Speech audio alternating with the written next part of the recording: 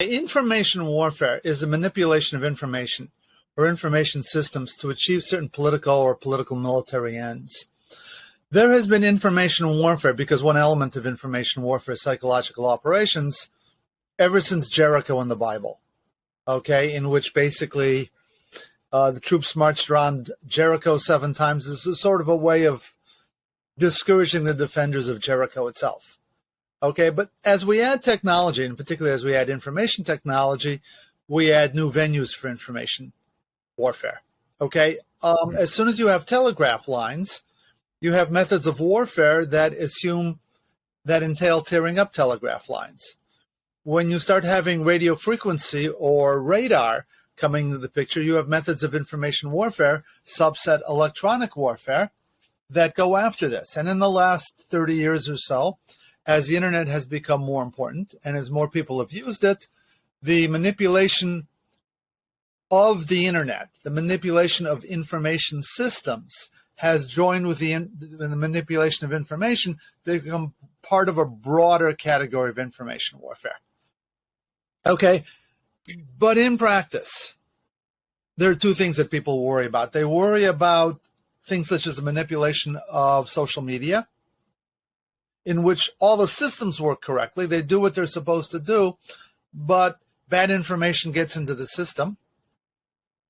And the other one is a manipulation of information systems, which is computer hacking and things of that nature.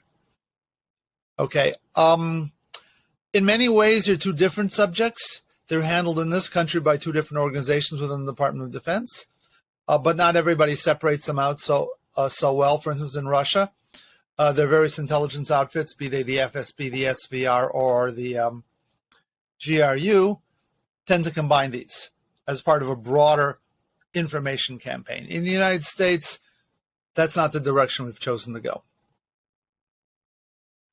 Do you think there's a particular advantage to separating them out or putting them together? Just because I've been reading a fantastic book by the author Peter Pomeranzev, who wrote the book This Is Not Propaganda. And he talks a lot about the different techniques used in sort of attempts to manipulate social media and information warfare.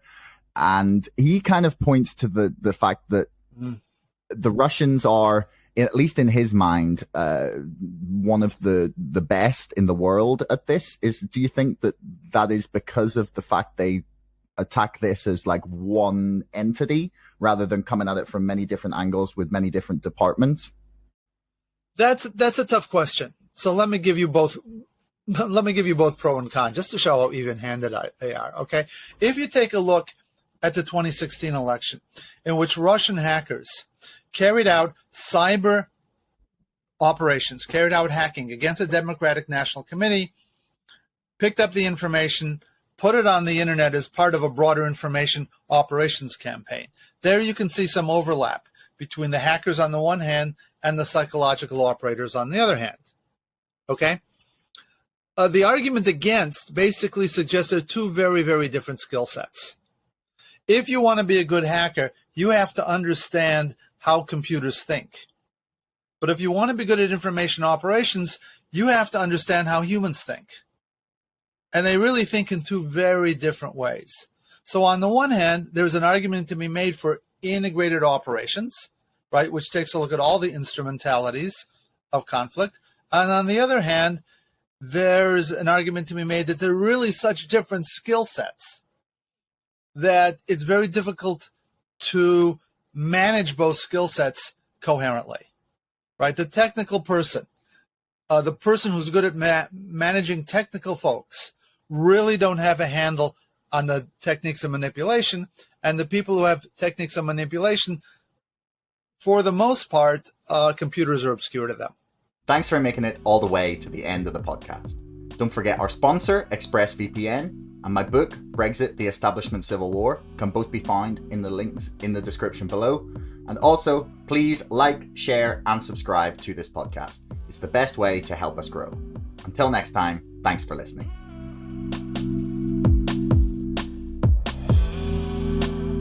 Screw the hedge funds. You can make as many rules as you want, but if there's no teeth behind them, what's the point?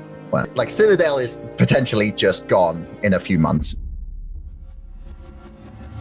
It feels like financial institutions, that they are all laughing at us by buying GME. Screw the hedge funds. Like, I will lose my entire investment if it brings them down.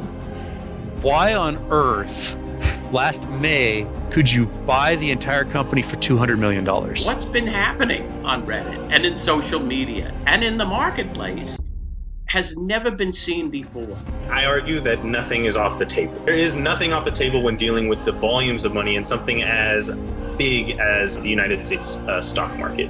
The hedge funds have clearly underestimated a group of people raised on Friday night World of Warcraft raids. Dark pools, they're another mechanism to manipulate and cheat. Mainstream journalists don't say these things for a number of reasons. One is their sources are the people that I'm talking about, and so they can't call somebody a crook. Superstonk and the other communities that have emerged are a hive mind, the likes of which we have never seen before. It's madness and brilliance, insanity and genius all rolled into one. It's very possible that Citadel will be gone in a few months. And not just Citadel, but the entire financial system has the potential to come crashing down. These crooks continue to gamble recklessly with the world economy, and this could be the moment that they finally get their justice.